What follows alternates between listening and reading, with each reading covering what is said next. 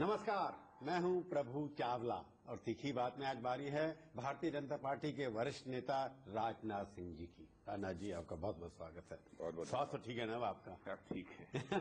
Party का स्वास्थ्य ठीक नहीं लगता आपकी? पार्टी का भी स्वास्थ्य ठीक है। कहाँ ठीक है? ये बात सही है कि देश का स्वास्थ्य ठीक नहीं। देश का मतलब पार्टी, यूपी में आपकी पार्टी का पता नहीं लगता कौन नेता है, कब कोई चुनाव लड़ रहा है, नहीं लड़ रहा है।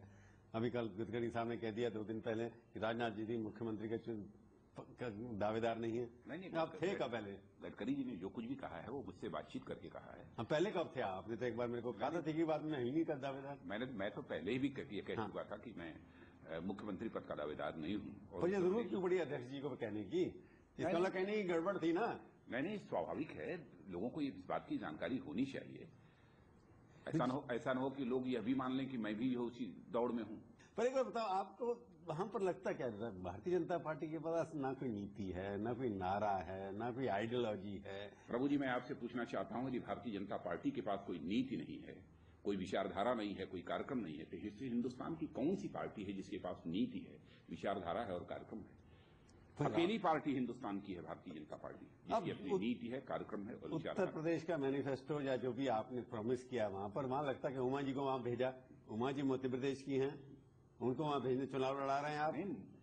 ठीक है, मध्य प्रदेश की वो मुख्यमंत्री रही हैं, लेकिन उत्तर प्रदेश से भी उनका बहुत ही जीवंत रिश्ता। उनको वहां भेजा गया इसलिए कि ये नहीं कहा जा सकता कि उमा भारती जो है उत्तर प्रदेश के बाहर की हैं, या कोई नहीं कह सकता। नहीं, हमें उनको चुनाव लड़ा रहे हैं, इसका मतलब वो भी तो कहीं मुख्यमंत्री की दावेदार हो सकती है ना। वो मुख्यमंत्री एमएलए बैठेंगे नहीं वहां पार्टी की बन करके। वो नहीं, मुख्यमंत्री का दावेदार कौन होगा, कौन मुख्यमंत्री बनेगा, इसके बारे में राजनाथ सिंह फैसला नहीं कर सकते। इसके बारे में अधिकृत रूप से यदि कोई कह सकता है तो हमारे राष्ट्रीय अध्यक्ष कह सकते हैं, अथवा पार्लियामेंट्री बोर्ड कह सकती है, अथवा पार्लियामेंट्री बोर्ड इस बात का फैसला करती है कि जो भी विधायक चुनकर आएंगे वो अपने लेजिस्लेचर पार्टी के लीडर का चुनाव करेंगे। नहीं, मैं और कुछ कह रहा हूँ। उमा भारती को चुनाव लड़ाने के पीछे उद्देश्य क्या? पार्लियामेंट्री बोर्ड के मेंबर हैं, आपने फैसला किया। आप देख रहे हैं कि विगत 7-8 महीनों से लगातार वो उत्तर प्रदेश में कैंपेन कर रही हैं। नहीं, उमा भारती अगर विधायक दल की सदस्य हैं, इसका लोग वो क्वालिफाइड हो गई है चीफ से बनने की भी, उन्हीं में से चुना जाएगा। ये तो बात है ना। जो भी हो, ये सब सारा फैसला या तो पार्लियामेंट्री बोर्ड करेगा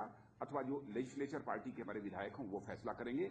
यह बताने के लिए मैं अधिकृत नहीं हूं कि मुख्यमंत्री कौन हो। मैं ये तो नहीं पूछा आपसे, मैं ये पूछा हूं कि जैसे अध्यक्ष जी ने कहा आपके कि जो लोकसभा का चुनाव जीतेगा वही प्रधानमंत्री के लिए कंसिडर किया जाएगा। मैं ये कह रहा हूं कि यूपी में जो भी एमएलए हैं वो सारे बराबर होंगे, उन्हीं में आपने कांग्रेस में नहीं देखा? नहीं, जो लोकसभा के सदस्य नहीं है वो आज भारत के प्रधानमंत्री हैं, पर आपके यहाँ भी कभी कभी बात चल जाती है, लोकसभा सदस्य नहीं बनते। तो ऐसे ही बहुत सारी मैं एक स्टेटमेंट आपसे आपके पार्लियामेंट्री बोर्ड का फैसला ये हो सकता है कि जो भी एमएलए जीतेगा वो चीफ मिनिस्टर का दावेदार बन सकता है। पार्लियामेंट्री बोर्ड का क्या फैसला होगा इसके बारे में मैं कैसे पहले से फोरकास्ट कर सकता हूं कि पार्लियामेंट्री बोर्ड का ये फैसला? मैं जब शुरू में बात हुई कि पार्टी के बाद नीति नहीं है, नेता नहीं है यूपी के अंदर, पहले आपने कहा। नहीं, लोग कह रहे हैं, मैं नहीं कह रहा, लोग कह रहे हैं वहां पर। मैं ये कह रहा हूँ उमा भारती ने पहले कहा मैं चुनाव ले लड़ूंगी, फिर सडनली कहा मैं लड़ूंगी, उसके बाद आपने खुशवाहा साहब को भी ले लिया। मैं जो कहने का नहीं, हमारे यहाँ कोई चुनाव लड़ने के लिए कोई ऐसा आतुर नहीं होता, इसलिए उन्होंने कह दिया। हाँ, लेकिन पार्टी का जो फैसला हुआ उसको उन्होंने शिरोधार्य किया है। नहीं, आपको लगता है उमा भारती क्या किस चीज को रिप्रेजेंट करती है उत्तर प्रदेश में? रिप्रेजेंट करती है किस चीज को?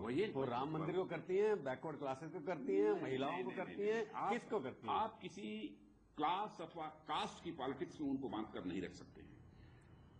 भारतीय जनता पार्टी का हर व्यक्ति यदि राजनीति करता है तो जाति, पंथ अथवा मजहब की राजनीति नहीं करता है। राजनीति करता है तो इंसाफ और इंसानियत की राजनीति करता है। नहीं, इतने सीनियर लोग आपके वहां पर हैं, केसरी त्रिपाठी जी हैं, आप हैं, जगन्नाथ मिश्रा हैं, टंडन जी हैं, इनका मतलब सारे के सारे नेता जो हैं एकदम बहुत सारे सीनियर लोग हैं वहां पर। उमा भारती उसके बाद उमा भारती सीनियर बन गई ना जाकर के बैठ भारती भी सीनियर नेता है।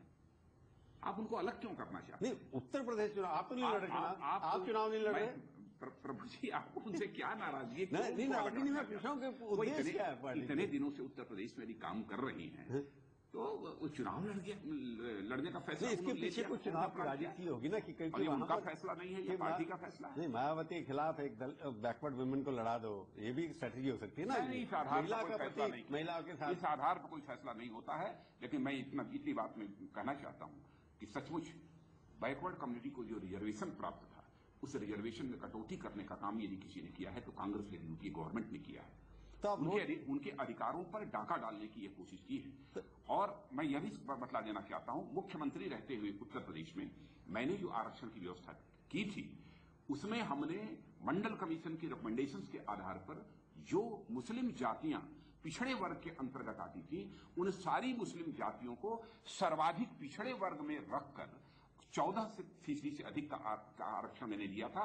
और अलीगढ़ मुस्लिम यूनिवर्सिटी के छात्रों ने भी हमारे उस फैसले का स्वागत किया था। तो आप जाति पे आ गए ना अल्टीमेटली कि जब क्योंकि कांग्रेस पार्टी ने अगर दावा बोल दिया या लूटने की कोशिश करी, जो भी आप कह रहे हैं, संवैधानिक व्यवस्था है कि पहले से जो चली आ रही है आरक्षण का न्याय संगत लाभ सही तरीके से सभी को प्राप्त हो, इसलिए व्यवस्था बीजेपी नॉर्मली आरक्षण की राजनीति में विश्वास नहीं करती थी। आरक्षण की राजनीति जो है बीजेपी कभी आरक्षण की राजनीति नहीं है, ये समाज नीति है कि जिसका जो हक बनता है वो हक न्याय संगत तरीके से उसे मिलना चाहिए। यह सुनिश्चित करना किसी भी सरकार की जिम्मेदारी होती है।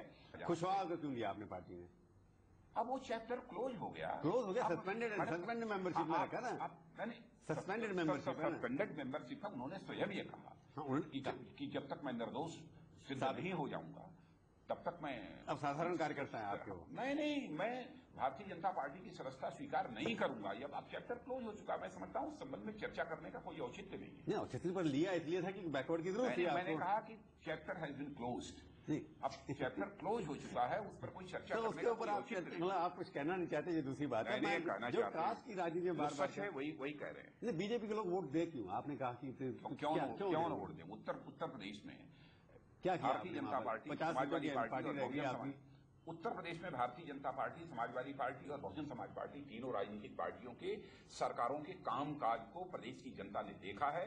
और मुझे पूरा विश्वास है यदि तीनों सरकारों के परफॉर्मेंस की तुलना यदि उत्तर प्रदेश की जनता करेगी तो बहुत ही सहज तरीके से इस बात को स्वीकार करेगी कि गुड गवर्नेंस यानी अच्छी सरकार कोई राजनीतिक पार्टी दे सकती है तो अकेले भाजपा दे सकती है। नहीं, अब गुड गवर्नेंस आपने भी दी, उसके बाद सरकार केंद्र में भी आपने सरकार सीधी हार गए। आप लोग आपके अच्छी सरकार की कोई हार और जीत की बात सरकारों की उससे परफॉर्मेंस से इसकी तुलना नहीं की जा सकती। लेकिन इतना मैं कहना चाहता हूं, आप हारे 6 वर्षों उत्तर प्रदेश में क्यों हारे? मैं आपसे एक सवाल पूछना चाहता हूं प्रभु जी। 6 वर्षों तक आदरणीय अटल बिहारी वाजपेयी जी के नेतृत्व में एनडीए की सरकार चली है। यहाँ पर 6 वर्षों में एक भी भ्रष्टाचार का मामला कभी कोई सामने नहीं आने पाया है।